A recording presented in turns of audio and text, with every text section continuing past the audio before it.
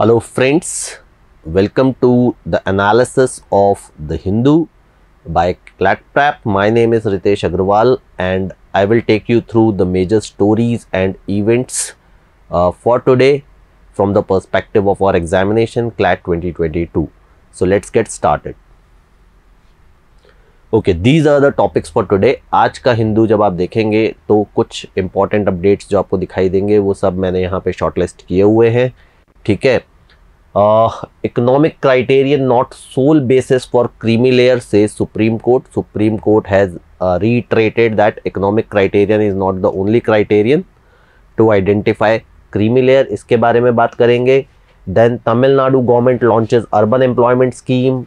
Mr. Modi and Mr. Putin discuss crisis in Afghanistan. Pakistan tests its indigenous rocket system.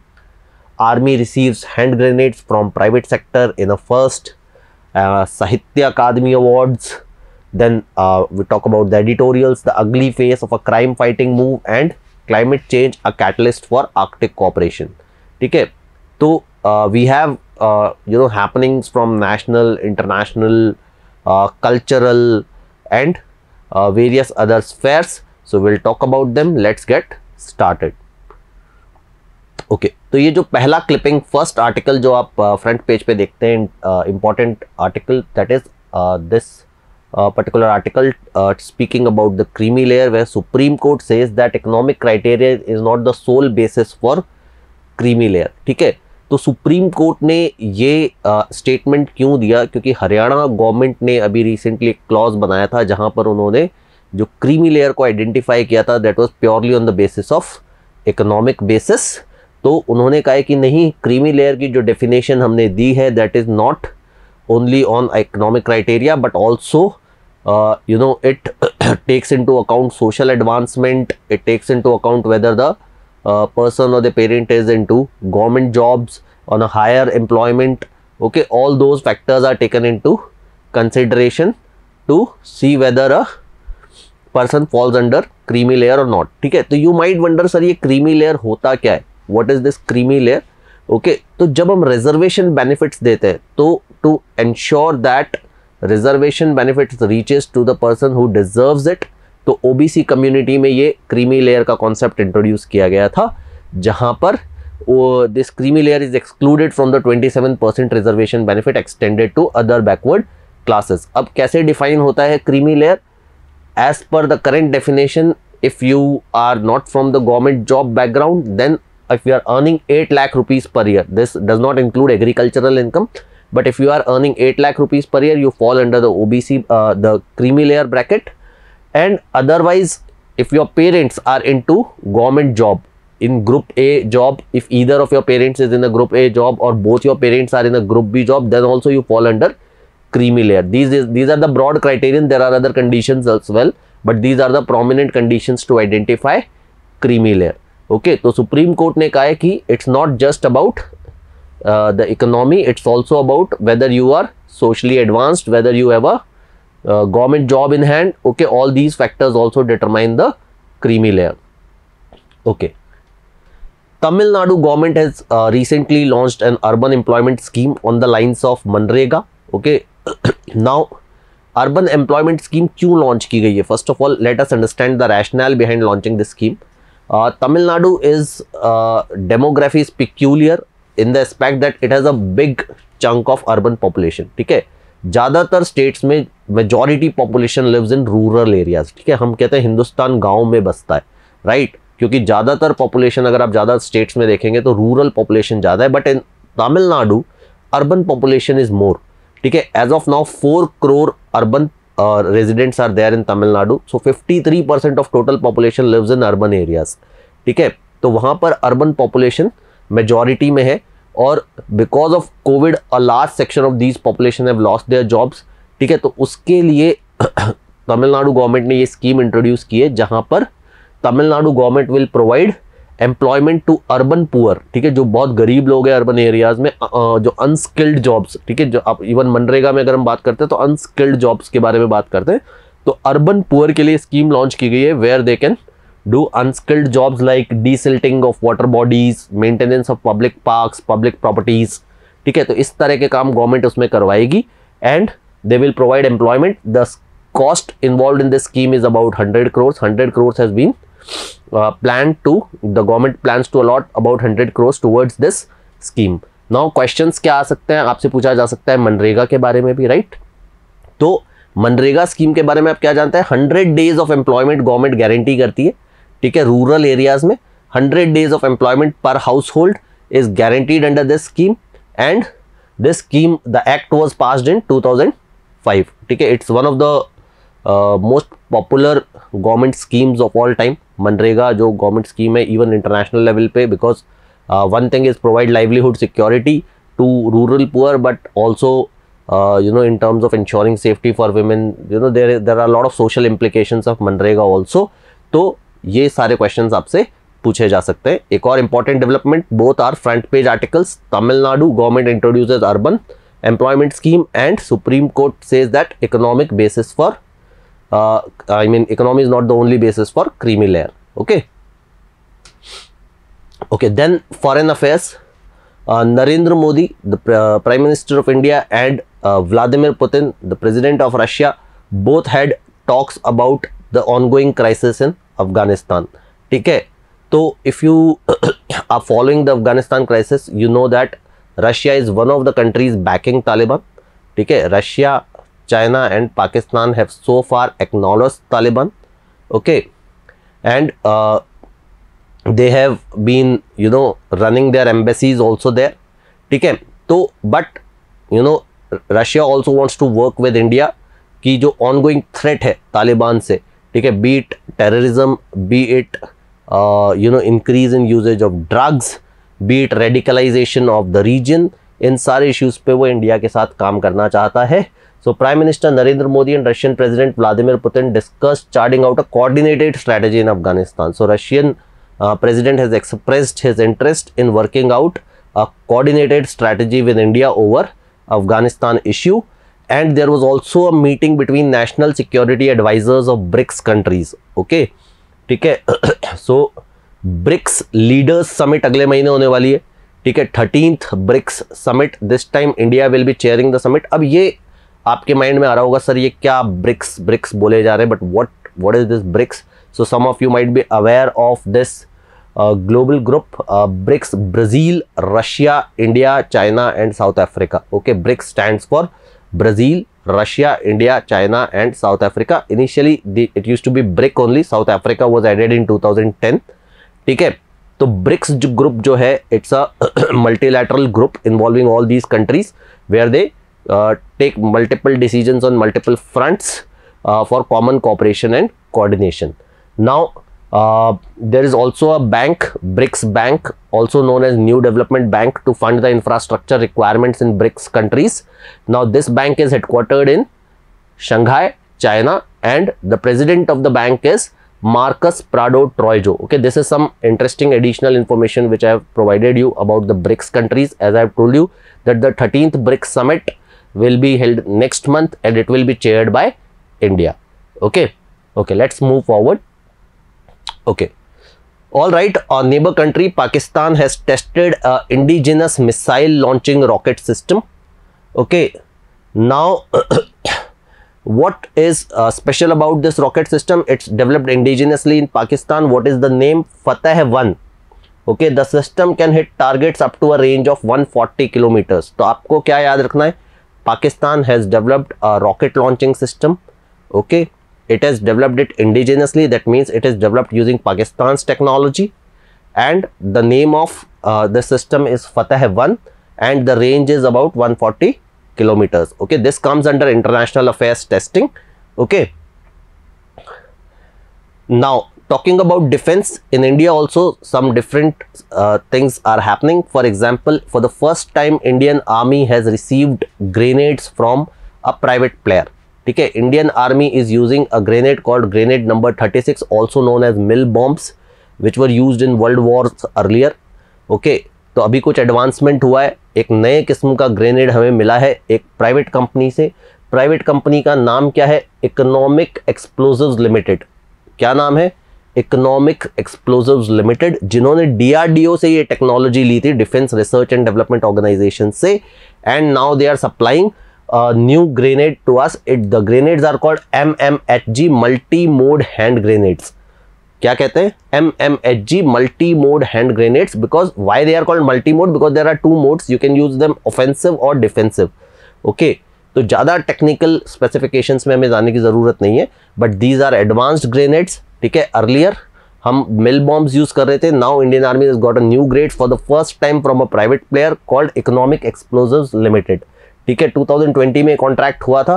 कितने grenades का? 10 lakh grenades का Indian army और air force को supply करने का, और ये ग्रेनेड्स अब इंडियन आर्मी के पास आ गए हैं. ठीक है, okay, let's look at the next award. साहित्य अकादमी अवार्ड्स वर अनाउंस्ड. ठीक है, साहित्य अकादमी अवार्ड्स अनाउंस हुए अभी. ठीक है, साहित्य अकादमी अवार्ड्स लिटरेचर में दिए जाते हैं, और किसे मिले हैं अवार्ड? 2 लोगों को मिले इस बार. ठीक है, कौन से 2 लोग हैं? You can see the names here. Yashodhara Mishra and Omchery Pillai. ठीक है, यशोधरा मिश्रा को मिला है और ओमचेरी पिल्लई को मिला है. कौन सी लैंग्वेजेस के ऑथर्स हैं ये जानना जरूरी है. Yashodhara Mishra writes in Odia and Omchery Pillai writes in Malayalam. ठीक है, तो ये इस बार साहित्य अकादमी अवार्ड्स, अगर आपको I just give you a background, साहित्य अकादमी अवार्ड्स 24 मेजर लैंग्वेजेस में से जो बेस्ट वर्क्स दिए जाते हैं, साल भर में एक बार ये अवार्ड मिलता है. तो इस बार ये अवार्ड मिला है यशोधरा मिश्रा एंड ओमचेरी पिल्लई को. इनकी कौन सी वर्क्स के लिए मिला है? यशोधरा मिश्रा फॉर समुद्र कुल घरा एंड ओमचेरी पिल्लई फॉर आकाशमिकम. ठीक है, तो ये अवार्ड मिलता है तो आपको एक प्लैक मिलता है and you get a cash prize of 1 lakh rupees. Okay, तो Sahitya Akademi awards for 2021 have been announced. They will be awarded at a later date, but announcement हो गया है. जैसा मैंने कहा, साहित्य अकादमी अवार्ड्स एनुअल बेसिस पे मिलता है. साहित्य अकादमी देती है इन 24 मेजर इंडियन लैंग्वेजेस. जो भी बेस्ट काम किया जाता है साल भर में उनको दिया जाता है. Awards were established in 1954. ठीक है, तो I am just giving you the background information also कि साहित्य अकादमी अवार्ड हुआ है तो क्वेश्चंस कहाँ से आ सकते हैं, साहित्य अकादमी अवार्ड के बारे में आ सकते हैं. तो वो थोड़ी बहुत इन्फॉर्मेशन आपके पास होनी चाहिए. ठीक है, इस साल किसे मिला है, कौन सी लैंग्वेजेस में काम किया था उन्होंने, क्या बुक्स थी उनकी, ये सारे क्वेश्चंस पूछे जा सकते हैं. So make a note of all these. Okay, now will talk about the editorials. Editorial में ये पहला आर्टिकल, दिस इज जो आपको दिखेगा, जो प्रोमिनेंट आर्टिकल एडिट पेज पर है, द अगली phase of a crime fighting move. देखो ये article, it's a very interesting article. It talks about a serious privacy issue which the Indians might face. Okay, क्या बात की जा रही है? To empower the Indian police with information technology. Government ने क्या ऑर्डर्स दिए? They have approved the implementation of national automated facial recognition system. इसका मतलब क्या है? इसका मतलब ये है कि गवर्नमेंट के पास डेटा होगा आपके फेशियल फीचर्स का. अब फेशियल फीचर्स में there will be a technology, there will be computer algorithms which will identify your facial contours की. अब जैसे इसमें एग्जांपल्स दिए हुए, contours of lips, shape of cheek bones, आपके फोरहेड से चिन के बीच में कितना डिफरेंस है, और इन सब के बेसिस पे वो एक न्यूमेरिक कोड्स जनरेट कर लेंगे. ठीक है, with the help of these numeric codes one can verify your identity. अब ठीक है, तो इसको कहा जाता है कि आपका एक फेस प्रिंट बन जाएगा. ठीक है, based on these numerical codes they will generate a face print. और फिर जैसे आप वॉइस सर्च करते हो उस तरह से गवर्नमेंट ये फेस सर्च कर पाएगी. ठीक है, तो जैसे किसी को भी गवर्नमेंट ने, किसी को भी पुलिस ने कैच किया, they can match his face print with their existing database कि अरे जिसको पकड़ा है, क्या वो उनकी पहले की लिस्ट में क्रिमिनल्स में उस तरह का कोई बंदा है.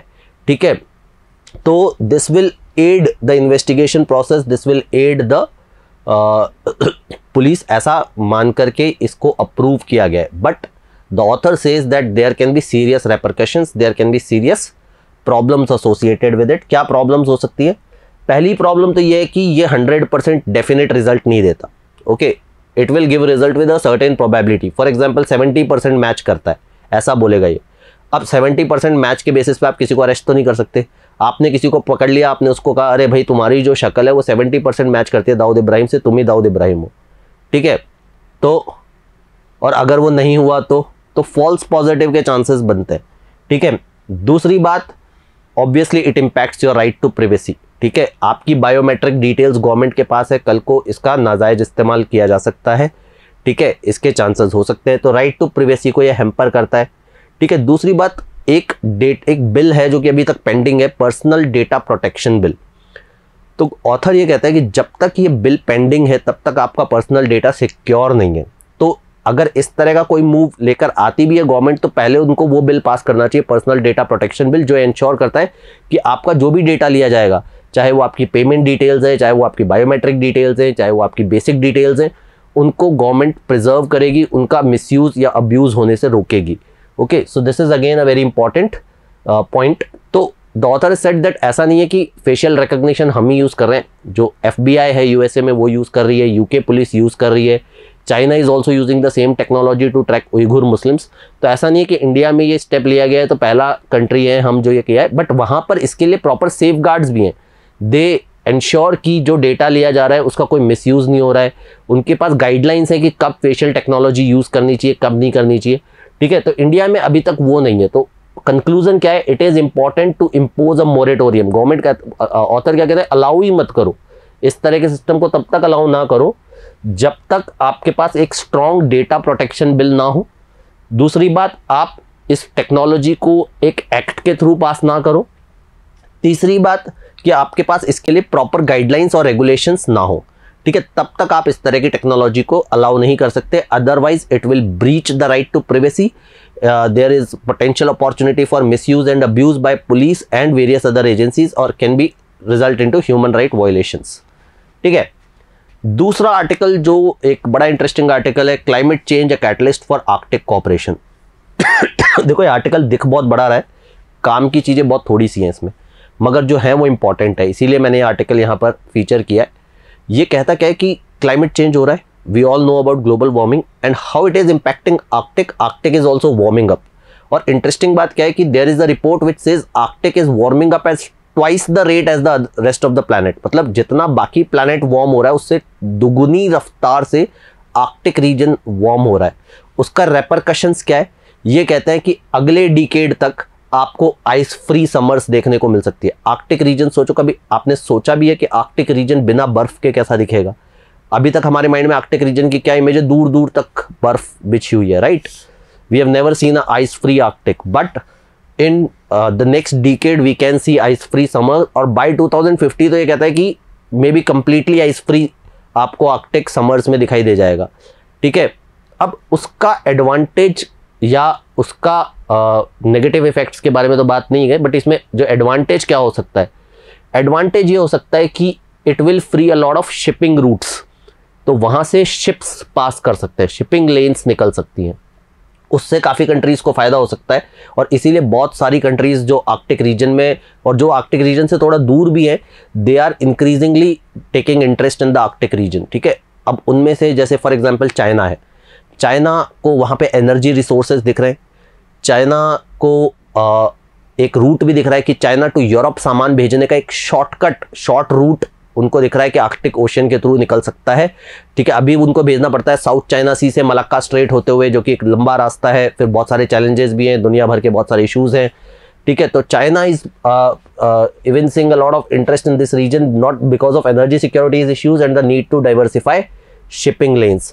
Okay, and there are a lot of other countries which are into contention. ऐसा नहीं है कि सिर्फ चाइना ही है, रशिया भी है, कनाडा भी है, a lot of other countries.